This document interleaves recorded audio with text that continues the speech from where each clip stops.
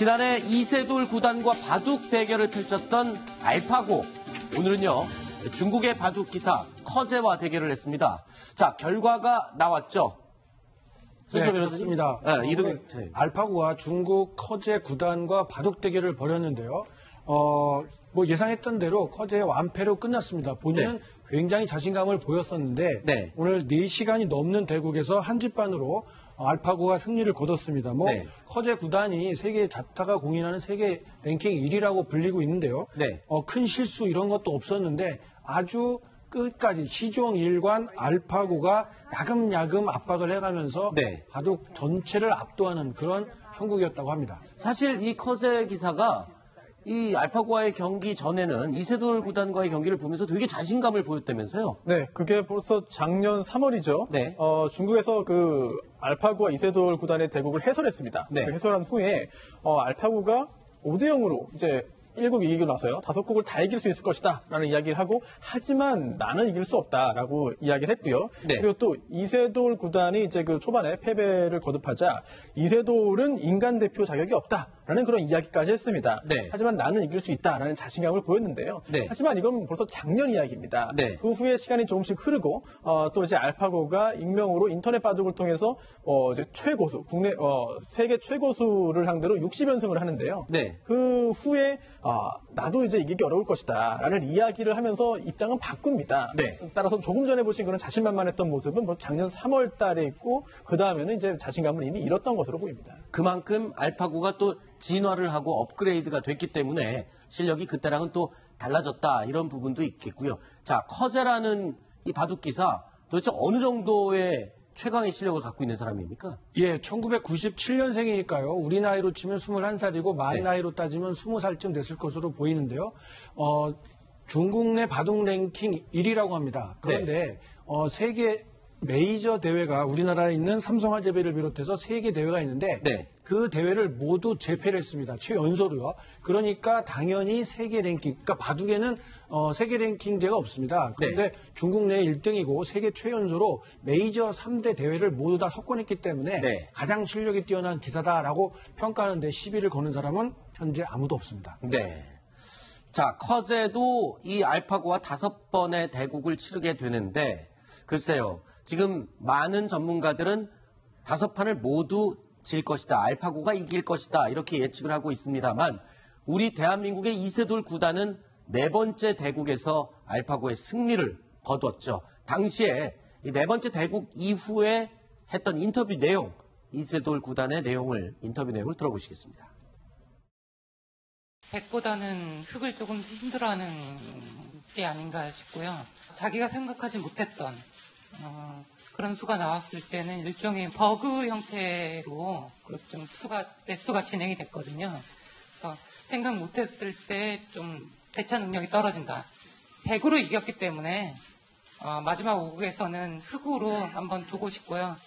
100으로 이기는 것보다 흙으로 이기는 게 더 값어치가 있기 때문에 자기가 흑본으로 정해놓고 시작을 하는 게 어떤가 좀 회의를 하고 싶습니다. 네, 이세돌 구단이 확실히 커제보다 겸손하군요. 화면으로 봐도 딱 인터뷰 내용이 겸손한 게 느껴집니다. 그런데 자, 알파고가 이세돌 구단과 대결했을 때와 커제 구단과 대결했을 때 어떤 차이가 있는 겁니까? 어떤 부분이 달라진 겁니까, 이번에? 예, 이세돌 구단과 대국을 했을 때는 많은 분들이 기억하시는 것처럼요. 알파고가 어떤 선생님을 놓고 공부한 게 아니라 네. 실제 벌어졌던 바둑 기사의 기보를 놓고 아하. 반복적으로 수백만 건의 유명한 대국을 익힌 겁니다. 그래서 네. 어떤 패턴으로 흙과 백돌이 옮겨지고 있는지 이런 것들을 그 기보를 통해서 공부를 했다면 네. 그 사이에 1년여 동안의 이 시간 동안에는 이런 기존의 기보를 반복적으로 더 많은 양을 정말 암기, 주입식으로 공부한 게 아니라 네. 이런 자료 없이 스스로 어떤 돌을 어느 자리에 놓아야 되는지 스스로 판단하는 능력을 아하. 아주 많이 길렀다고 합니다. 훨씬 그러니까 똑똑해진 거군요. 사실 저 말 그대로 액면 그대로 보면 이거는 정말 천지창조 내지는 4차 산업혁명이 금방이라도 돌아온 것처럼 네. 아주 획기적으로 발전을 했다 이런 이야기인데요. 어느 정도로 자율학습 능력을 키워왔는지는 조금 더 좀 더 연구를 해봐야겠습니다만 네. 그런 방향으로 진화를 하고 있다면 인공지능이 앞으로 우리 인간과 똑같은 어떤 판단력을 갖게 되는 그런 아주 훌륭한 기계로서 장치 역할을 하지 않을까 싶습니다. 네. 우리 이세돌 구단이 알파고와 대결할 때는 온 나라가 떠들썩해서 전부 다 TV에 달려들어서 구경을 하고 진짜 바둑이라는 것을 TV에 앉아서 그렇게 오래 본 적도 다들 처음이었을 겁니다. 그런데 정작 이 커세, 중국의 1위인 커세가 알파고와 지금 대결하는 부분은 중국에서는 TV로 못 본다면서요? 네, 그렇습니다. 이번 중계 자체가 네. 유튜브죠. 유튜브를 인터넷 콘텐츠 플랫폼인 유튜브를 통해서 중계가 진행이 됐는데 네. 중국은 현재 그 유튜브를 차단을 하고 있습니다. 아하. 그러다 보니 이제 중국 내에서는 그 유튜브를 통해서 중계가 되고 있는 그 장면들을 볼 수가 없었고 실제로 그 자신만만해하던 커제 구단이 머리를 쥐어잡고 얼굴을 쥐어잡는 그런 모습들도 국민들이 함께 볼 수 없는 그런 장면이 됐습니다. 그리고 또 중국 내 주요 매체들이 가졌던 어떤 반응도 뜨뜻미지근했는데 네. 뭐 바이두나 텅신 등의 이제 그 뉴스 포털에서도 그 이런 대국 관련 보도가 주요 뉴스로서 소개가 되지 않았습니다. 아하. 또 환구망이라고 하는 이제 관영 매체 또한 대국전 이제 현장 사진을 보여주긴 했는데 해당 내용을 이제 비중 있게 다루지도 않았습니다. 네. 그러다 보니까 이제 중국 최고의 바둑 기사가 나섰는데도 오히려 이세돌, 알파고 그 대결 그때 국내를 정말 떠들썩하게 했던 온 국민이 열광을 했던 그 대전 때보다는 언론의 관심들이 상당히 줄어든 그런 모습을 보였습니다. 네. 자, 남은 경기 일정은 어떻게 됩니까? 알파고. 네, 굉장히 흥미로운데요. 네. 이스돌 구단은 5번을 뒀지만 커제는 3번 둡니다. 네. 오늘 포함해서 3번이고 앞으로 2번의 대국이 남아있는데요.